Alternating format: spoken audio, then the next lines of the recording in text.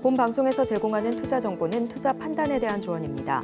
방송에서 제공하는 주식의 가치, 가격 상승 및 하락에 대해서는 방송사에서 보장하지 않습니다. 실시간 정보 브리핑입니다. 바이든 결국 완주 포기, 초유의 현직 대선 후보 사퇴. 조 바이든 대통령이 현지 시간 21일 민주당 대통령 선거 후보직에서 전격 사퇴했습니다. 공식 후보 지명이 굳혀졌었던 현직 대통령의 사퇴는 미 대선 역사상 유례없는 일입니다. 바이든 대통령은 이날 소셜미디어 X를 통해 공개한 성명에서 재선에 도전하려 했으나 우리 당과 나라를 위해 제가 물러나 대통령으로서의 임기를 다하는 것이 최선이라고 믿는다고 밝혔습니다. 바이든은 또한 이번 성명을 통해 카멀라 해리스 부통령을 자신의 대시한 민주당 대통령 후보자로 지지했습니다. 미 페드 주식 2분기 근원 PCE 물가 2% 밑돌 듯 9월 인하 탄력. 이번 주에는 미국 연준의 9월 기준금리 인하 토대를 뒷받침할 6월 개인 소비 지출 물가 지수와 2분기 국내 총생산 성장률이 발표됩니다. 변동성이 큰 식료품, 에너지를 제외한 근원 PCE 물가 지수는 전월 대비 0.1% 상승했을 것으로 예상되며 이에 따라 2분기 근원 PCE 물가 상승률은 연준의 목표치인 2%를 하회할 것으로 예상됩니다. 시장에서는 인플레이션 하락과 고용시장 냉각, 성장률 둔화 조짐에 9월 FOMC에서 금리 인하가 있을 것으로 예상하고 있습니다. 아울러 이번 주 공개되는 빅테크 실적에 따라 지난주 기술주 급락세가 이어질지 반등에 성공할지가 좌우될 전망입니다. 카멀라 해리스 첫 성명, 후보 지명 얻고 승리할 것. 카멀라 해리스 미 부통령이 조 바이든 대통령 대선 후보 사퇴 후 처음으로 낸 공식 성명에서 민주당 대통령 후보 지명을 얻고 승리하겠다고 밝혔습니다. 현지 시간 21일 해리스 부통령 캠프 측은 조 바이든 대통령의 지지를 받아 영광이라며 나는 후보 지명을 얻고 승리하는 것이 내 목표다. 민주당과 미국을 단합시켜 도널드 트럼프와 그의 극단적인 프로젝트 2025 아젠다를 물리치기 위해 최선을 다하겠다고 밝혔습니다. 전기차 캐즘의 LG엔솔, GM 합작법인 미 3공장 건설 스톱. LG에너지솔루션과 제너럴모터스의 미국 합작법인 얼티엄셀스가 미국 미시간주에 건설하고 있는 전기차 배터리 제3공장 건설을 최근 일시 중단한 것으로 나타났습니다. 전기차 캐즘 현상으로 배터리 시장도 어려워지면서 투자 속도 조절에 나섰다는 분석입니다. 일각에선 오는 11월 대선을 앞둔 미국 정치 상황도 배터리 시장 불확실성을 키우고 있다는 우려가 높습니다. LG엔솔 관계자는 전기차용 배터리 수요가 정체되고 있어 전기차 라인을 에너지 저장 장치용으로 전환해 기존 공장의 가동률을 높이고 투자 속도를 조금 늦추고 있다고 밝혔습니다.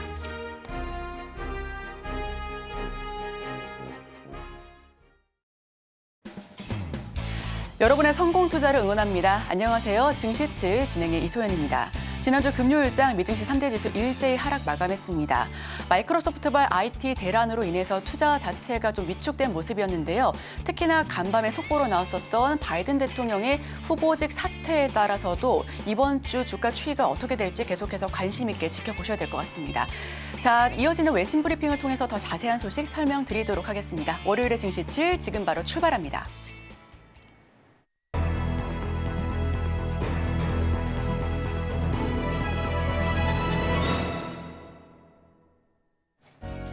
네, 복잡한 외신 이야기 쉽고 간편하게 전해드립니다. 증시7 외신 브리핑 오은비입니다. 네, 지난 금요일 뉴욕 증시는 마이크로소프트 기반 소프트웨어의 전 세계적인 먹통 사태로 인해 일부 종목이 급락하면서 시작됐습니다. 그러나 오후로 갈수록 지수가 안정을 되찾아 보통의 하락세로 마감됐습니다. 현지 시간 19일 뉴욕 증시에서 다우존스 지수는 전 거래일 대비 0.93% 하락한 4287.53포인트를 기록을 했습니다. S&P 500 지수는 0.71% 하락한 5,505포인트, 나스닥 지수는 0.81% 떨어져서 17,726.94포인트에 이렇게 마감을 하는 모습을 보였습니다. S&P 500 지수는 지난주까지 사상 최고치를 경신했으나 이번 주에는 4월 이후 최대 하락폭을 기록했습니다. 나스닥은 3% 이상, 다우는 1% 하락세를 보였습니다. 이어서 지난 주말 동안 있었던 소식들 전해드리겠습니다. 네, 조 바이든 대통령이 22일 민주당 대통령 후보직에서 사퇴했습니다. 이는 미 대선 역사상 전례 없는 일로 선거 판세에 큰 변화를 가져왔습니다. 바이든 대통령은 소셜미디어를 통해서 재선 도전을 포기하고 임기를 마치는 것이 최선이라고 밝혔으며 카멀라 해리스 부통령을 지지한다라고 발표를 했습니다. 트럼프 전 대통령과의 TV 토론 후에 사퇴 압력이 증가했으며 재선 의지를 밝혔으나 논란이 지속됐습니다. 이로 인해서 최대 후원자인 조지 클루니가 지지 철회를 선언했고 민주당 내 반대 의견이 확산됐습니다. 버락 오바마 전 대통령도 바이든의 승리 가능성이 줄어들고 있다고 언급을 했습니다. 이 바이든의 사퇴 소식에 트럼프 전 대통령은 그를 비난하면서 부패한 대통령이라고 주장을 했습니다. 다음 소식입니다. 도널드 트럼프 전 대통령이 이달 말 테네시주 내슈빌에서 열리는 기금 모금 행사에서 암호화폐 업계 지지자들을 초대했습니다. 원탁 자리는 84만 4,600달러에 제공되며 기부자들은 추가 비용을 지불하면 트럼프와 사진을 찍을 수가 있습니다. 행사는 비트코인 컨퍼런스 2024의 일환으로 27일에 열리며 제이디 벤스 상원 의원 비뱅 라마스와 및 벨 해거티 상원 의원 등이 참석할 예정입니다. 이 행사는 참석자 수가 100에서 150명으로 제한되며 참가자들은 트럼프의 비트코인 연설을 앞자리에서 볼 수 있는 기회를 갖게 됩니다. 트럼프는 최근 암호화폐 지지를 표명하면서 민주당의 규제 시도를 비난했습니다. 그러면서 그는 암호화폐 대통령이 되겠다고 말한 바가 있습니다. 다음 소식입니다. 도널드 트럼프 전 대통령이 11월 대선에서 승리할 경우 미국의 자동차 관련 규제는 큰 변화를 맞을 것으로 보여지고 있습니다.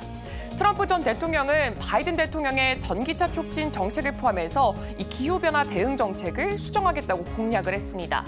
대선 캠페인이 본격화되기 전이에도 자동차 업체들은 이미 전기차 투자를 지원하고 있습니다. 테슬라는 연간 매출 50% 증가 전망을 철회했으며 멕시코 공장 신축 계획을 연기하고 인도에 새로운 공장을 건설하려는 일정을 취소했습니다. 다음 소식입니다. 일론 머스크 테슬라 최고 경영자는 트럼프 전 대통령을 지원하기 위해서 매달 4,500만 달러를 기부한다는 보도를 부인했습니다. 월스트리트 저널은 15일 머스크가 트럼프의 선거운동을 돕기 위해서 슈퍼팩에 매달 4,500만 달러를 기부할 계획이라고 보도했습니다. 하지만 18일 머스크는 X에서 그런 약속을 한 적이 없다며 해당 내용은 거짓이라고 밝혔습니다. 한편 트럼프는 대선 후보 수락 연설에서 취임 첫날 전기차 의무화를 폐지하겠다고 밝혔고 이 발표 후 테슬라 주가는 4% 넘게 하락했습니다. 네, 다음 소식입니다.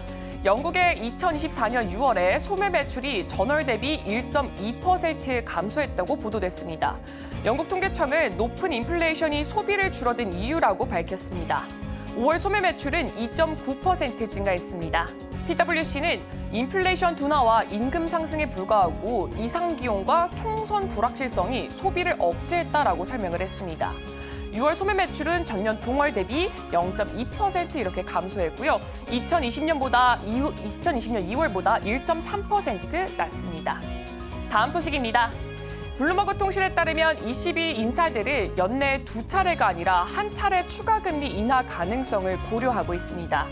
이는 인플레이션 압력이 여전한 상황에서 연내 2차례 추가 금리 인하의 현실성에 대해서 자신감이 줄어들고 9월 금리 인하를 기정사실로 하는 이 분위기를 원하지 않기 때문입니다.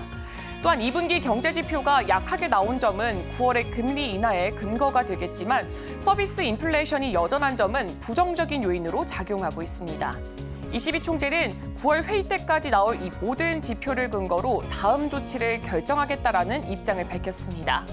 이에 따라서 시장에서는 연내 기준금리 인하 전망치를 기존의 47베이시스 포인트에서 44베이시스 포인트로 낮췄습니다. 매파 인사 중 일부도 향후 인플레이션 둔화 지속이 확인될 경우에 9월의 기준금리 인하 가능성을 열어두고 있습니다. 다음 소식입니다. 지난달 일본 소비자 물가지수가 전년 동월 대비 2.6% 상승했습니다. 19일 일본 총무성은 6월 소비자 물가지수가 107.8로 집계가 됐다고 발표했습니다. 올해 일본의 소비자 물가 상승률은 2월 이후에 감소세를 보이다가 5월부터 다시 증가세로 전환했습니다. 6월까지 2개월 연속 상승률이 증가한 것입니다. 시장 조사 전문 업체 기관인 퀵의 예상치였던 2.7% 상승에는 미치지가 못했습니다. 특히 휘발유 및 전기, 가스 요금의 가격 상승을 억제하기 위해서 이 정부 보조금이 삭감이 되면서 전기와 가스 요금이 올랐습니다. 항목별로는 전기 요금이 13.4%, 도시가스 요금이 3.7% 상승했고요. 신선식품을 제외한 식료품 가격은 2.8% 올랐습니다. 다음 소식입니다. 19일 전 세계적으로 IT 대란이 발생해서 공항과 은행, 언론사 등이 업무가 마비가 됐습니다. 보도에 따르면 마이크로소프트 윈도우 운영 체제를 사용하는 기기들의 이 작동이 멈추면서 이런 사태가 벌어졌습니다. 사이버 보안 업체 크라우드 스트라이크의 이 소프트웨어 업데이트가 원인으로 지목됐고요. 이 업데이트의 논리 오류로 인해서 윈도우 시스템이 다운됐습니다. 크라우드 스트라이크는 문제를 약 1시간 반 만에 수정했으나 그 사이에 온라인에 연결된 이 기기들의 영향을 받았습니다. 이로 인해서 여러 공항에서 항공기 운항이 중단됐고 은행과 언론사 서비스도 혼란을 겪었습니다. 미국과 중국, 호주 등에서는 윈도우 기기들이 자동으로 재시작되는 현상이 나타나고요. 영국 런던 증시와 스카이뉴스 방송에도 영향을 미쳤습니다. 또한 신용카드 업체 비자, 보안업체 ADT 시큐리티, 전자상거래 기업 아마존 등의 서비스에도 차질이 생겼습니다. 네, 다음 소식입니다. 아마존의 프라임데이 할인 행사에서 소비자들이 총 142억 달러를 지출하면서 사상 최대 기록을 세웠습니다. 어도비 애널리스틱에 따르면 올해 프라임데이 소비는 작년보다 11% 증가했습니다. 어도비는 휴대폰을 통한 쇼핑이 18% 증가해서 전체 매출의 49.3%를 차지했다고 보도를 했습니다. 첫째 날에는 72억 달러, 둘째 날에는 70억 달러가 지출되며 각각 11.2%와 10.4% 상승했습니다. 그러면서 아마존은 이번 행사에서 최고 매출을 달성했다고 밝혔습니다. 평균 주문 금액은 57.97달러로 지난 2년간의 평균을 넘었는데 전자제품과 가구 매출이 증가했고 신학기 쇼핑도 성장했습니다. 어도비는 바이 나우 페이 레이터 사용이 전체 매출의 7.6%를 차지했다고 보도했습니다. 다음 소식입니다. 버크셔 해서웨이가 뱅크 오브 아메리카 지분 약 2조 원어치를 매각한 사실이 밝혀졌습니다. 하지만 버크셔는 여전히 뱅크 오브 아메리카 지분 약 9억 9,800만 주, 즉 420억 달러어치를 보유하고 있고요. 여전히 뱅크 오브 아메리카의 주요 주주 자리를 유지하고 있습니다. 2011년 시장에서 뱅크 오브 아메리카의 건전성에 대해서 우려가 제기됐을 때 버크셔는 50억 달러를 투자해 뱅크 오브 아메리카의 경영 안정과 주가 상승을 도왔고 이후로도 지속적으로 지분을 확대했습니다. 다음 소식입니다. 오픈 AI는 챗 GPT 개발 이후에 미국의 반도체 업체 브로드컴과 협력해서 AI 전용 칩 개발을 추진하고 있습니다. 이는 AI 칩 시장에서 엔비디아에 대한 의존도를 줄이기 위한 전략입니다. 현재 엔비디아는 AI 칩 시장의 대부분을 차지하고 있습니다. 오픈 AI는 자체 AI 전용 칩 생산망을 구축하려 하고 있고요. 샘 올트먼 CEO를 자금 조달을 위해서 여러 투자자들과 접촉하고 있습니다. 오픈 AI 관계자는 AI 인프라 접근성을 높이기 위해서 브로드컴과의 협력을 인정했지만 브로드컴은 이에 대해서 공식적인 언급을 피했습니다. 다음 소식입니다.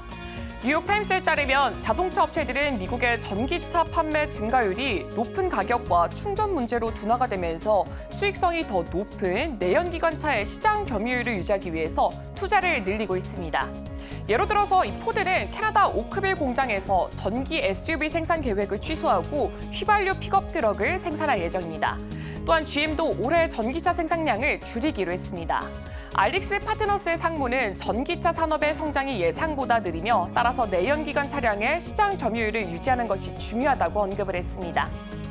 다음 소식입니다. 19일 월스트리트 저널은 엘리엇이 스타벅스의 지분을 확보하고 또 주가 상승 방안을 요구했다고 보도했습니다. 엘리엇은 최근 몇 주간 스타벅스를 상대로 주주 가치 확대 활동을 벌였으나 구체적인 지분 규모와 요구 사항은 공개되지가 않았습니다. 현재 협상이 진행 중이며 조만간 합의 가능성도 있습니다. 스타벅스는 고물가와 불매 운동으로 인해서 매출 감소와 어려움을 겪고 있습니다. 4월 1분기 실적 발표에 따르면 매출과 순이익이 기대치 못했고 이스라엘 지지로 인해서 불매 운동에 영향을 받았습니다. 이로 인해서 시가총액은 900억 달러에서 840억 달러로 감소를 했고요. 주가는 고점 대비 41% 하락했습니다.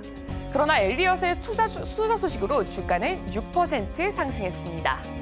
네, 오늘 준비한 외신 소식은 여기까지입니다. 이어서 국내 소식과 더불어서 오늘의 일면에서 전문가들의 수혜주까지 만나보시길 바랍니다.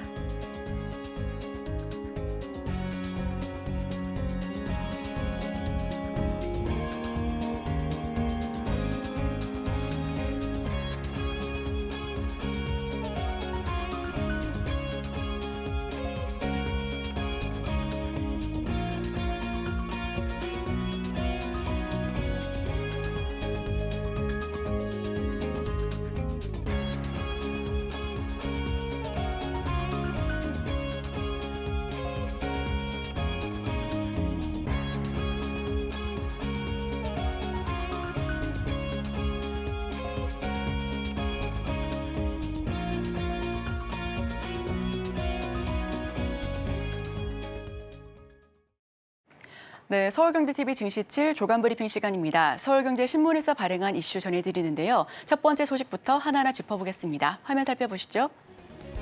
보안 패치 윈도우 충돌로 동시다발 마비, 전 세계 파랗게 질려 첫 번째 소식 전해드립니다. 마이크로소프트의 클라우드 서비스 장애로 각국에서 항공기가 결항되고 생방송 송출에 차질이 빚어지는 초유의 사태가 발생했습니다. 보안 프로그램 오류가 원인으로 지목된 가운데 그 여파가 금융과 의료, 항공, 미디어 등으로 퍼져 일상생활 전반으로 피해가 확산됐는데요. 지난주 금요일장 마감한 뉴욕 증시입니다. 전반적으로 투자 열기가 위축된 모습인데요. 다만 해당 종목 같은 경우에는 마이크로소프트가 0.74% 약보합 수준에서 큰 폭의 하락세는 연출하지 않았습니다. 이날 오전 MS의 클라우드 서비스 애저가 중단되면서 전 세계에서 정보기술 서비스가 멈추는 피해가 잇따라 보고됐습니다. 가장 먼저 문제가 보고된 분야는 바로 항공이었는데요. 델타 항공과 유나이티드 항공, 아메리칸 항공 등 주요 항공사들의 모든 항공편이 통신 장애로 이날 오전 운항을 중단했습니다. 항공편 예약 취소 등으로 번졌고요. 영국에서는 철도 관련된 피해 역시도 생겨났다는 보도가 이어졌습니다. 피해는 금융과 통신, 유통, 의료 등 전방위로 확산이 됐습니다. 이날 영국 런던 증권거래소의 시스템이 오류로 중단되면서 런던 증시 주요 지수인 FTSE 지수는 평소보다 20분 지연이 된 모습이고요. 영국의 병원에서는 환자 진료 기록 시스템에 접근하지 못하는 사례가 발생됐습니다. 독일에서는 병원 두 곳에서 수술 등 진료를 취소하는 사태가 생겼고요. 게임 등 인터넷 사용이 중단된 중국에서 항의가 빗발쳐 각국은 빠른 원인 파악에 나서고 있지만 서비스 재개 시점에 대한 혼란이 가중되고 있다는 소식입니다. 이번 사태의 원인으로는 미국 보안업체인 클라우드 스트라이크에서 만든 소프트웨어 업데이트 프로그램이 MS 윈도우 시스템과 충돌했기 때문으로 분석되고 있고요. 문제가 된 보안 프로그램 펠컨은 해킹 위협을 탐지하고 차단하는 역할을 맡고 있습니다. 다만 이번 사태가 보안 사고나 사이버 공격에 의한 문제는 아닌 것으로 확인이 됐습니다. 글로벌 정전 사태 피해 현황입니다. 우선 항공이 가장 두드러졌습니다. 항공기 이륙 중단 및 예약, 그리고 체크인 지연, 항공편 운항 중단 사태가 벌어졌고요. 금융 쪽에서는 은행 및 통신사 정전으로 서비스 중단, 런던 증권거래소 서비스 중단이 있었습니다. 의료도 만만치 않습니다. 컴퓨터 오작동으로 수술 등 병원 의료 서비스를 중단시켰고요. 미디어와 그 외 전반적인 피해 현황이 집계되고 있는 상황입니다. 우리도 만만치 않습니다. LCC 항공권 발급이 지연됐습니다. 펄어비스 등 게임 업체에서도 문제가 빚어졌는데요. 일부 공항 항공편 발권 그리고 운항이 중단됐고요. 런던과 밀라노 증권거래소 공시가 지연됐습니다. 병원 전산 시스템 장애 등의 피해도 큰 가운데 수정 버전 배포를 통해서 피해 고객과 협력해 나가겠다라는 설명입니다. 다음 소식입니다. 5세대 HBM도 하반기 출하, 라인 재배치로 AI 칩 주도권 쥔다. 네, 다음 소식입니다. 고대역폭 메모리에서도 이제 삼성전자의 시간이 왔다라는 소식이 이어지고 있습니다. 엔비디아의 4세대 HBM3 콜 테스트 통과에 이어 공급을 위한 양산에 들어가면서 HBM 시장에서 주도권을 잡기 위한 레이스에 돌입한 건데요. 여기에 풍부한 자본과 생산 능력을 바탕으로 HBM뿐만 아니라 범용 메모리 수요에 대응하기 위해 공격적인 설비 투자에 뛰어들 것으로 예상하고 있습니다. 올해 삼성의 목표는 엔비디아용 HBM3 양산이 아닌 5세대 HBM3E 콜 테스트 통과에 있는데요. 엔비디아는 최신 AI용 GPU인 블랙웰을 발표하면서 HBM3E 탑재의 중요성을 언급했습니다. SK하이닉스와 마이크론 등은 연초에 엔비디아의 까다로운 테스트를 통과한 데에 반해 양산을 시작했지만 삼성전자는 성과를 내지 못하면서 시장의 우려가 커졌었던 부분이었고요. 하지만 삼성전자가 엔비디아용 HBM3 본격 양산으로 기술 수준을 한 단계 업그레이드하면서 HBM3E 퀄 통과에 대한 기대감 역시 함께 커져가고 있는 상황입니다. 시장에서는 콜 테스트 통과에 대해 긍정적인 전망 역시 함께 내놓고 있다라는 분석이 잇따르고 있습니다. HBM용 D램은 일반적인 D램과는 달리 데이터 이동 통로가 많다라는 특징 때문에 별도의 생산 설비가 필요한데요. 삼성전자는 올해 HBM 공급 규모를 전년보다 3배 확대하고 내년에도 2배 이상 늘리겠다라고 설명하고 있습니다. 일각에서는 삼성전자가 콜 테스트를 통과하면 더 공격적으로 HBM 설비 증축에 나설 것이라고 보는 시각도 큽니다. 올 4분기 웨이퍼 투입량 역대 최대 수요일이 관건인데 삼성전자는 HBM 생산 능력 향상과 범용 D램 수요 폭증에 대한 고민도 함께 안고 있습니다. HBM 수요에 맞춰 전 사업장 설비 계획을 수정했고요. ADM도 연내 HBM3E를 공급하면서 생산량을 3배 넘게 늘릴 것을 보여주고 있습니다. 4분기 D램 웨이퍼 월 70만 30만 장 투입 역대 최대를 터치할 것으로 예상이 됩니다. 다음 소식입니다. 경제 위기론 인정한 중국, 부동산 부채에 칼 뺀다. 시진핑 3기를 넘어 4연임을 예고한 중국 정부, 경제 회복의 키를 쥐고 있는 부동산 문제 해결을 위해 대대적인 개혁에 나설 것으로 보여집니다. 서방에서 제기한 경제 위기론을 인정하면서 구조조정을 통한 체질 개선에 나설 것으로 보여지는데요. 구체적인 경제 회복 조치가 담기지 않은 이번 회의 결과를 두고 외신에서는 중국이 저성장 시대를 받아들인 만큼 조만간 구체적인 후속 조치가 나와야 할 것이다라고 지적하고 있습니다. 중국 공산당은 경제 문제 핵심으로 지적받고 있는 부동산 부채 문제에 칼을 빼들겠다라는 의지를 표명했고요. 소비 회복을 위한 내수 진작 방침도 강조했습니다. 다만 로이터 통신은 결정문의 모순이 많다며 앞으로 정책 실행에 험난함이 예상된다라고 설명하고 있습니다. 수요를 촉진하거나 부동산 침체를 막기 위한 조치는 보이지 않고 정책을 구체화할 내용들이 뒤따라야 한다라고 강조하고 있고요. 단기 처방보다 구조조정 선택적인 부분을 보여주고 있습니다. 300개 중대 개혁 조치를 제안했는데 고부채, 고회전 등 폐단을 없앨 것이다라고 말한 중국과는 달리 외신은 구체적인 실행 방안이 뒷받침되어야 한다라고 지적하고 있습니다. 다음 소식입니다. 알짜 밥캣, 헐값에 로보틱스 밑으로 불붙는 합병 비율 논란. 네, 최근 합병과 관련해서 대기업들의 내홍이 이어지고 있습니다. 두산그룹은 주요 계열사 합병과 주식 교환을 골자로 하는 지배구조 개편안을 발표한 후에 논란이 확산되고 있는데요. 자산 격차가 큰 계열사끼리 합병하면서 시가를 기준으로 삼다 보니 합병 비율이 불공정하다라는 불만이 커져가고 있습니다. 정부는 1997년부터 오너가 일방적으로 합병 비율을 정할 수 없도록 주가 기준 산식을 강제하고 있는데요. 다만 기업들이 계열사 합병 과정에서 주가를 의도적으로 띄우거나 낮추는 방식을 쓰는 만큼 개인 투자자 보호를 위해 추가적인 논의가 필요하다라는 설명입니다. 두산그룹이 11일 발표한 지배구조 개편안은 두산에너빌리티 인적 분할부터 시작합니다. 두산에너빌리티 사업 회사를 따로 두고 분할된 두산바켓 지분 46%를 보유한 투자회사를 두산로보틱스와 합병시키는 것이 첫 번째 스텝이자 과제로 돋보이고 있고요. 두산로보틱스는 일부 자회사가 된 두산밥캣과 포괄적 주식 교환을 통해 지분 100%를 확보한 뒤 두산밥캣을 상장 폐지하는 것이 두 번째 과제입니다. 두산에너빌리티 소액 주주들은 신설 회사를 굳이 비상장사로 두면서 2만 원이 넘는 시가 대신 1만 원 수준인 본질 가치로 합병해 손실이 발생했다라고 주장하고 있습니다. 더 큰 논란은 두 번째입니다. 두산밥캣과 두산로보틱스는 둘 다 상장사기 때문에 교환가액을 시가로 정했는데 연 매출이 10조 원대 육박하는 두산밥캣과 연 매출 530억에 아직 적자를 보이고 있는 두산로보틱스를 주가로만 비교해 비율을 정하는 데 불만이 커져 나오고 있습니다.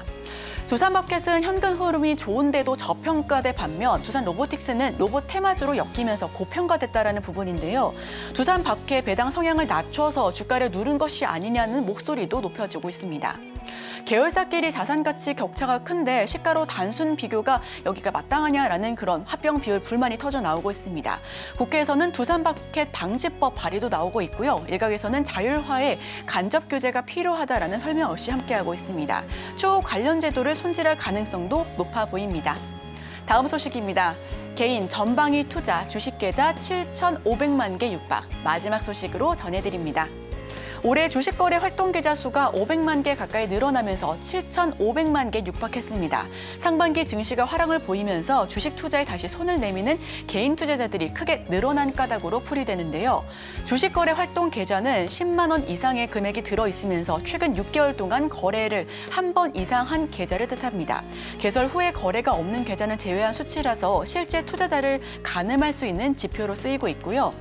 개인들은 삼성전자 선물을 이달 들어 18일까지 8,505억 원을 순매수하는 등 개별 종목 선물 투자도 활발하게 나서는 분위기입니다. 다만 업계에선 하반기 증시 전망에 대해 트럼프 리스크를 경계할 것을 조언하고 있습니다. 증시 상승세, 금리 인하 기대감이 함께하고 있습니다. 올해 들어 활동 계좌 수는 500만 개 늘었고요. 해외 주식과 선물까지 투자처 다변화하고 있습니다. 다만 전문가들은 트럼프 리스크를 경계해야 한다고 입을 모아서 이야기하고 있는 상황입니다. 네, 제가 준비한 소식은 여기까지입니다. 계속해서 오늘의 예능을 통해 전문가와 수혜주까지 찾아보도록 하겠습니다. 저희와 끝까지 함께 하시죠.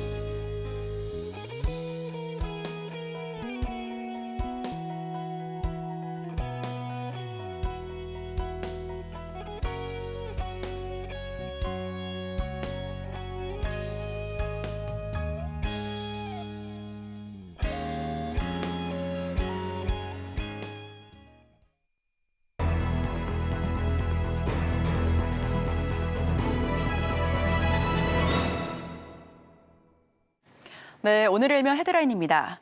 체코 원전 수주, 한국, 유럽 원전 르넥상스 온다. 헤드라인 풀어주실 분이죠. 인사이트 K 배종찬 소자 함께합니다. 어서 오세요. 안녕하십니까.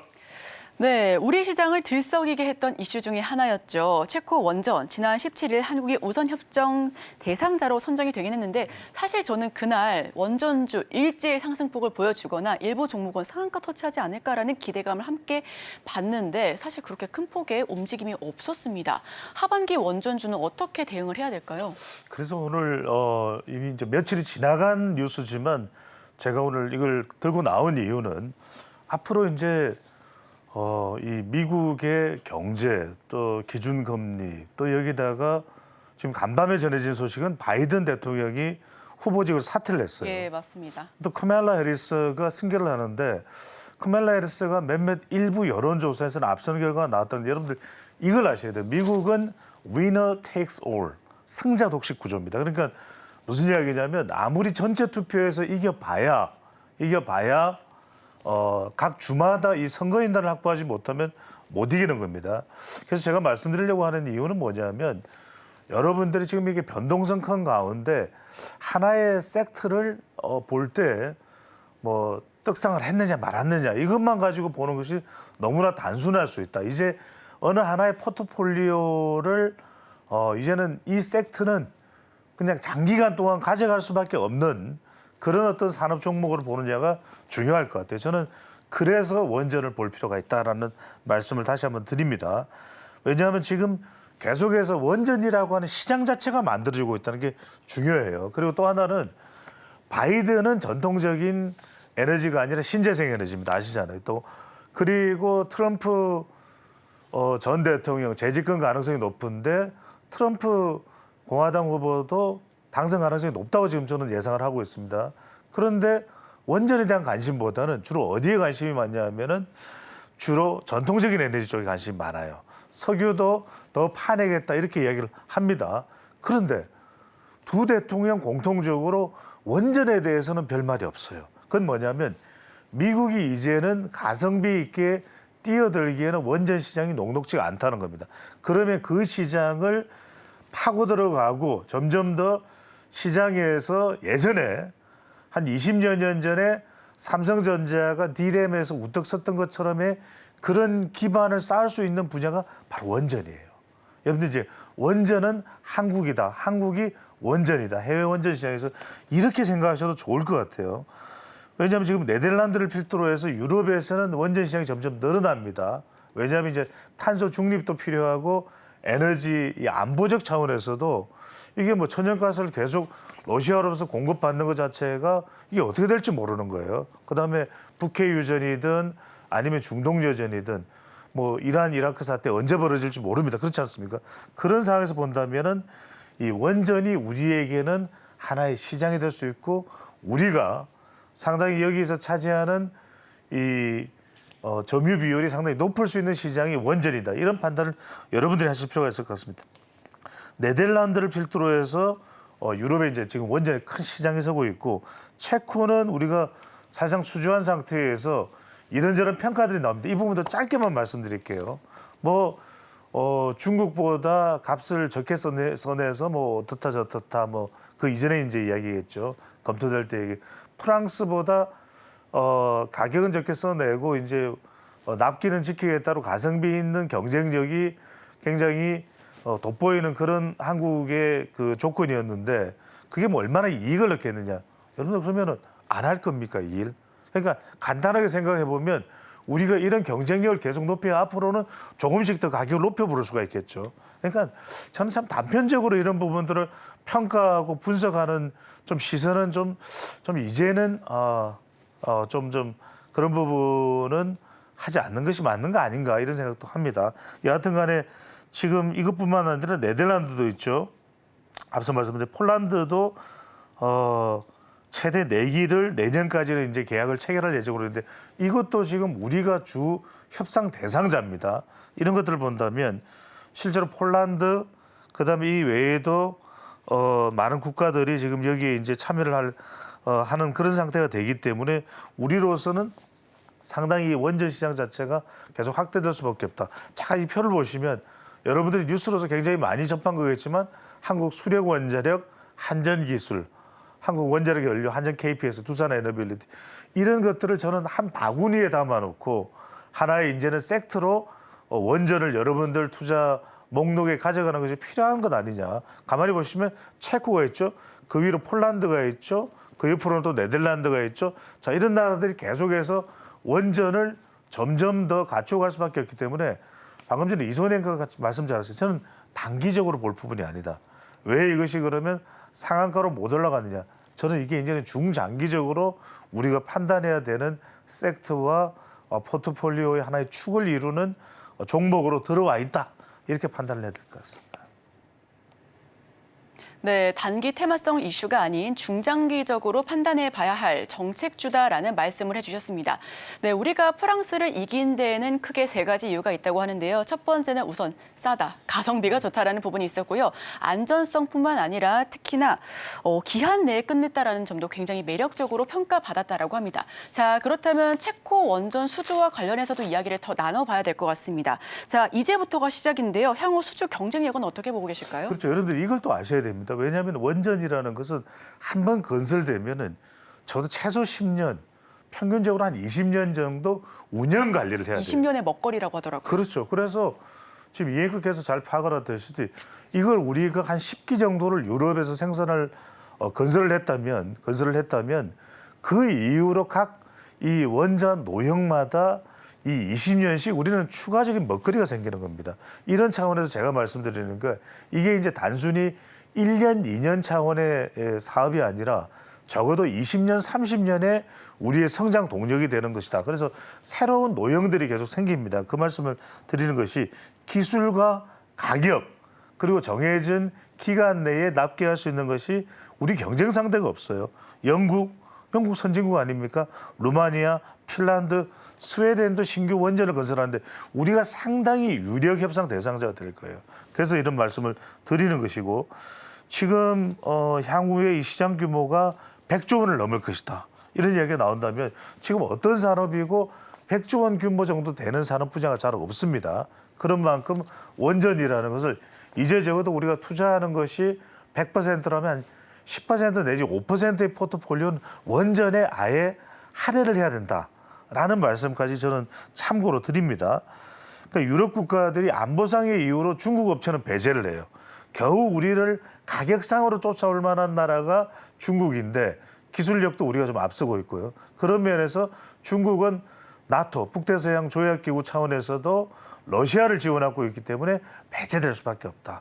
그러면 우리가 앞으로 가지고 있는 경쟁력은 계속해서 더 좋을 수밖에 없습니다. 그런 차원에서 앞으로도 미국의 웨스팅하우스나 프랑스의 EDF 그리고 우리의 3파전이에요. 근데 그든 말씀드렸지만 바이든 행정부도 그렇고 트럼프 2기 재집권에서 2기가 된다고 하더라도 원전에 크게 관심이 없어요.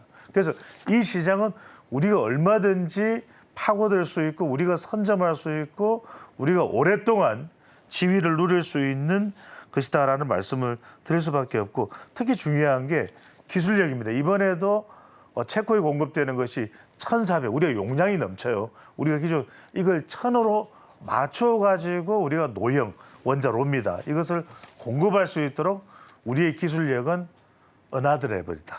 이런 말씀을 드리고 싶습니다. 네, 기술력이 어나더 레벨이다라는 말씀까지 덧붙여 주셨습니다. 말씀해 주신 것과 같이 시장 규모가 100조 원을 넘어섰고요. 특히나 독식과 선점, 우위 모두 노릴 수 있는 그런 시장이다라는 언급까지 해주셨습니다. 자, 그럼 이번에는 하반기 시장의 가장 큰 키워드 중 하나, 밸류업 쪽으로 넘어가 보도록 하겠습니다. 하반기 본격화 기대감도 점점 커져가고 있는데요. 자, 어떤 포인트 조금 더 주목해서 바라봐야 될까요? 자, 오늘 아침에 이전 앵커가 활성화된 증권 계좌 수가 늘어났다는 말씀 드렸잖아요. 그러면은 정말 다들 대박 터질 종목이 뭐야 이거 기대하실 거예요. 저도 기대합니다. 하지만 정말 저도 기대합니다. 근데 정말 중요한 건 뭐냐면 오히려 등하불명, 등잔 밑이 어둡다. 바로 내 눈 밑에 이 그래도 쏠쏠한 종목들과 종목군이 있다라는 거예요. 저는 그 부분이 바로 밸류업이다. 일본을 벤치마킹해서 9월부터는 이제 밸류업 지수가 나오고요.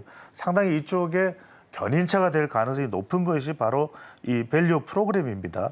올해 상반기에 자사주 매입 규모도 2조 2천억으로 지난해 상반기보다도 25.1% 상당히 늘어난 겁니다. 그러니까 종목별로 가치를 프리미엄화하기 위해서 다양한 조치들이 눈에 보이게 눈에 안 보이게 지금 진행이 되고 있어요.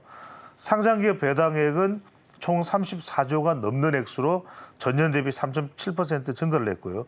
그러다 보니까 외국인들이 들어오는 이유 중에는 밸류업도 있어요. 일본도 밸류업을 우리보다 먼저 하다 보니까 외국인들이 순매수세로 돌아섰고 상당히 또 그것이 효과적이었던 것은 우리가 확인할 수 있었단 말이에요. 자, 상반기 밸류업 공시는 10건. 아직까지는 좀 시작 단계입니다. 기업 가치를 재고하고 또 예고를 공시한 경우들이 있는데 여러분들이 어떤 기업인들을 잘 보세요. 키움증권, 홀마홀딩스, 메리츠 금융지주, FN가이드, 그다음에 KB금융, DB하이텍, 우리금융지주. 물론 반도체 회사도 있습니다만 DB하이텍 같은 그런데 금융회사들이 많죠. 그러니까 이런 부분들을 보면은 기업의 가치들을 모아서 그 부분에 종합적인 혜택을 볼 수 있는 회사들이 금융사들일 수 있구나. 이 부분도 우리에게는 상당히 주는 인사이트가 크다. 이렇게 볼 수가 있는 것이죠.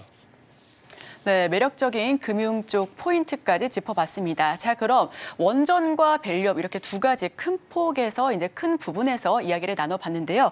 하반기 원전과 밸류업 정책주 이 꼽히는 두 섹터 내에서 어떤 종목을 선별적으로 조금 더 주목해야 될까요? 저는 한전기술을 먼저 한전기술이요? 봅니다. 보는 이유는 너무나도 이미 너무 알려져 있고 말하자면 이제 뭐 공기업 성격이 있는 또 기업이기도 하고요. 또 한전 KP에서 여러 팀 코리아가 우선 협상돼서 한전기술을 이렇게 보는 이유는 뭐냐면 원자로가 만들어진다면 전부 한전기술이에요. 한전기술에서 설계를 해야 만들어질 수 있는 겁니다. 국내 유일의 원전 설계 기업이에요. 원자력 종합 설계와 원자로 개통 설계 기술을 보유하고 최근에 1,400 노형을 APR 1,400 노형을 체코에 맞게끔 천으로 설계를 했다. 이런 것도 다 이 한전 기술에서 하는 겁니다. 근데 여러분들이 이 차트를 한번 좀 보시면은 제가 무슨 말씀을 드리고 싶으냐면 2021년부터 잘 보셔야 돼요. 2022년의 변화는 뭐냐면 그 전까지는 계속해서 탈원전 이야기를 했단 말이에요. 원전 이야기를 하면서 이렇게 올라갑니다. 근데 저렇게 최고가 올라가는데 주춤한 건 뭐냐면 실제로 우리가 이번 체코 이전에 수주를 했던 UAE는 바카라 원전이고요.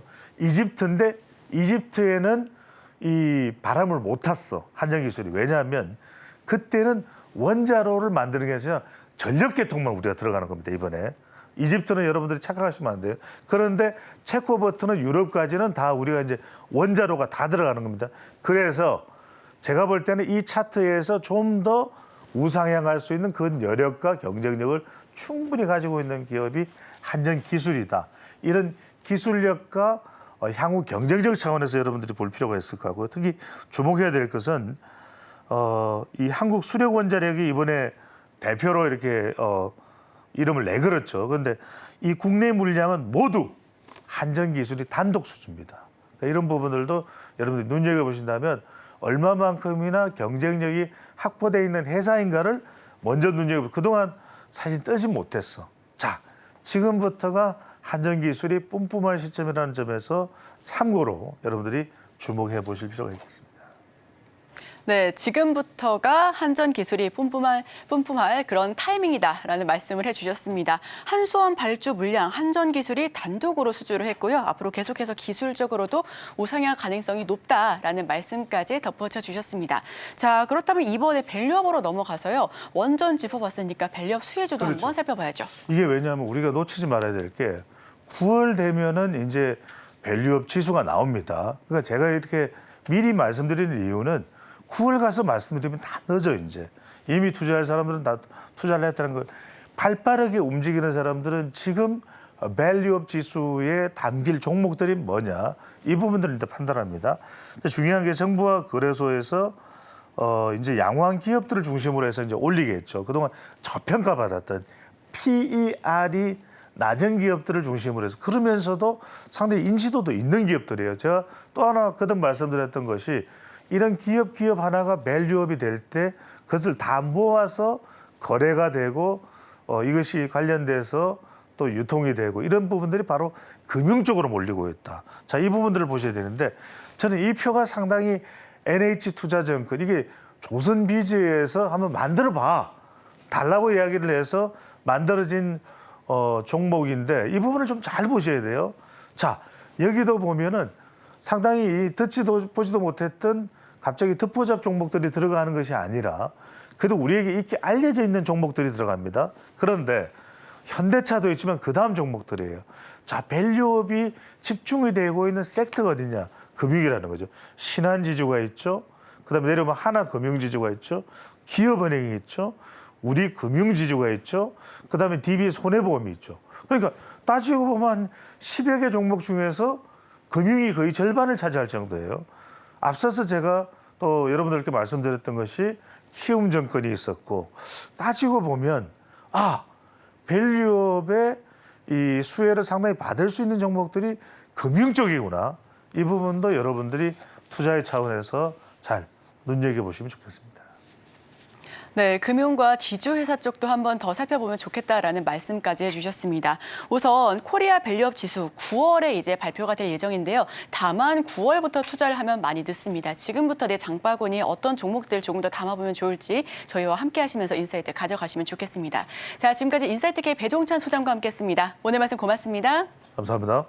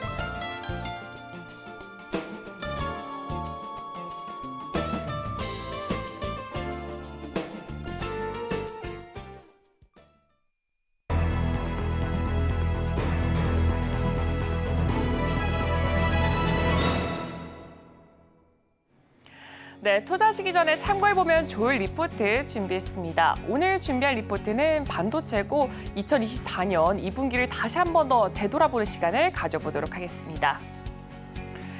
네, 먼저 일단은 짙어지는 하반기 전공정 투자의 향기가 이 리포트의 타이틀로 볼 수가 있겠습니다. 전공정 장비 업체의 반등이 현재 시작되고 있다고 합니다. 전공정 장비 업체 전반적으로 2분기부터는 실적이 증가하고 또 최소한 바닥을 지났다는 판단이 현재 내려지고 있는 상황입니다. 2분기 같은 경우에는 SK 하이닉스 이 우시 전환 투자가 지속되는 와중에 M16, D1B 신규 투자까지가 현재 기대가 되는 상황입니다. 네, 삼성전자는 이 P3향, D1C향 발주가 역시 마찬가지로 현재 기대가 되는 시점에 놓여져 있고요. 이에 따라서 전공정 장비 업체는 상저하고 흐름으로 이제 분기별 실적 개선이 현재 기대가 된다라고 리포트에서는 말하고 있습니다. HBM으로 인한 현재 범용 D램 캐파 잠식 효과를 감안을 했을 때 일단 2025년 전공정 신규 투자에 대해서 이 당위성 마찬가지로 증가를 하고 있는 상황입니다. 네, 1분기 전공정은 이 D램의 이 선단 마이그레이션 중심으로 해서 이 장비 발주가 나타나고 있는 모습을 보여주고 있습니다. SK 하이닉스는 우시 D1A 전환 장비 중심으로 발주가 되고 있고요. 삼성전자는 P3 D램 신규 투자를 진행한 것으로 현재 파악이 되고 있습니다. 이외에도 이제 마이크론, 중국의 ADM 업체향 발주까지도 현재 진행이 되고 있습니다. SK 하이닉스향 이 ALD 장비를 납품하는 주성 엔지니어링 같은 경우에는 1분기 대비 개선된 실적이 이제 전망이 되고 있습니다. 네, 삼성전자 그리고 SK 하이닉스 모두 고객사로 두고 있는 유진테크 역시 실적이 성장하고 있습니다. 왜냐하면 삼성전자와 SK 하이닉스 모두 현재 다 잘 팔고 있기 때문에 유진테크 마찬가지로 실적이 성장될 가슴속이 보여지고 있습니다. 워닝 IPS를 전 분기 대비했을 때 적자가 축소할 것으로 전망이 되고 있고요. 중국향 수주가 증가한 이 PSK 파크 시스템즈는 2분기 컨센서스 상회할 것으로 전망이 되고 있는 상황입니다. 네, 신규로 중국 고객사 다변화가 시작되고 있는 HPSP 같은 경우에는 지금 현재 2분기를 바닥으로 3분기부터는 뚜렷한 실적 개선까지도 전망이 되고 있는 상황입니다. 네, 일단 이렇게 메모리 3사 전공정 장비 납품 타임라인을 현재 추정된 것을 확인을 해보자면 1분기, 2분기, 그리고 25년의 1분기, 26년의 1분기, 2분기까지 나와 있고요. 이렇게 SK 하이닉스가 우시 D1A로 전환이 되고 삼성전자 라인 15 D1B가 전환이 되고 P3 D1A 30K가 신규로 또 들어가고 있는 모습을 볼 수가 있습니다. 마이크론의 일본과 대만까지도 현재 진출이 되어 있는 상황이고요. SK 하이닉스 마찬가지, 삼성전자 쭉쭉쭉 조금 더 좋은 전망이 계속해서 이어질 것이다라고 리포트에서 보여주고 있습니다. 네, 글로벌 장비업체 컨퍼런스 콜 전망까지도 나와 있는데요. ASML부터 이렇게 램, 그다음에 AMAT까지 전체적으로 계속해서 반도체는 앞으로 좋은 전망이 나올 것이다라는 것을 나타내고 있습니다. 네, 후공정 장비는 HBM 위주 차별적으로 개선이 지속될 것이다라고 나타나고 있습니다. 후공정은 메모리 3사의 이 HBM 관련 장비 발주가 2분기부터 이제 23년 2분기부터 꾸준하게 이어져 왔고요. 이에 따라서 차별적으로 이 실적 전망이 이어질 것으로 보여진다라고 나타나고 있습니다. 내년부터는 HBM4 이상으로 이 세대 진화가 필연적이면서 또 최근에 가장 핫했던 뉴스 중 하나죠.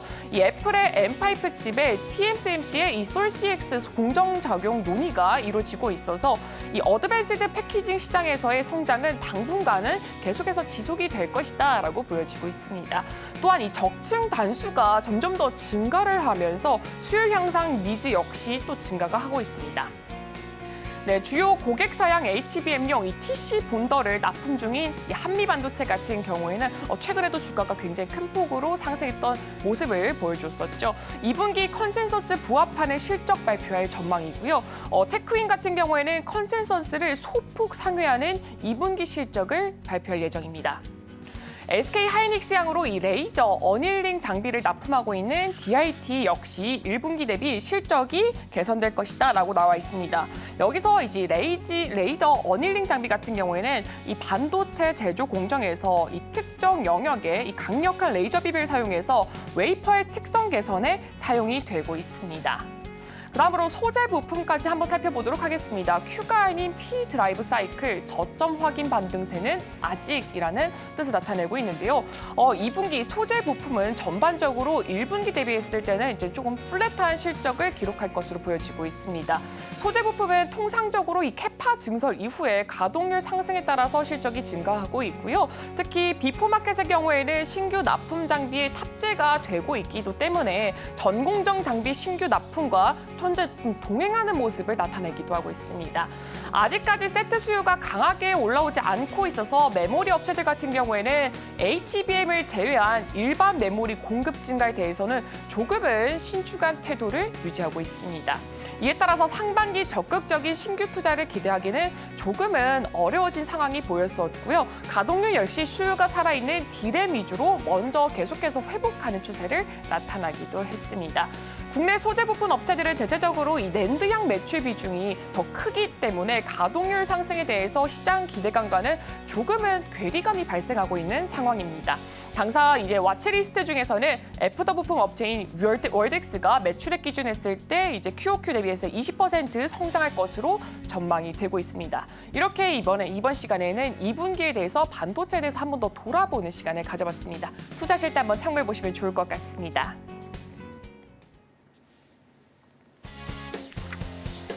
네, 오늘의 핵심입니다. 오늘 중국 인민은행이 1년물, 5년물 대출 우대 금리를 발표합니다. 오늘의 일면에서는 체코 원전주의 전망과 밸류업 체크포인트 살펴봤습니다. 체코 원전주의 특징주로는 한전 기술 제시했습니다. 투자하실 때 참고해 보시길 바랍니다.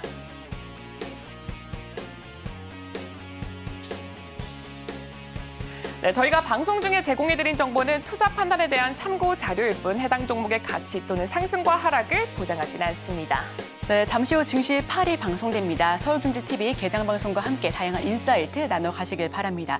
저희가 준비한 소식은 여기까지입니다. 계속해서 저희 내일 이 시간에 또 찾아뵙도록 하겠습니다. 함께해 주신 여러분 고맙습니다.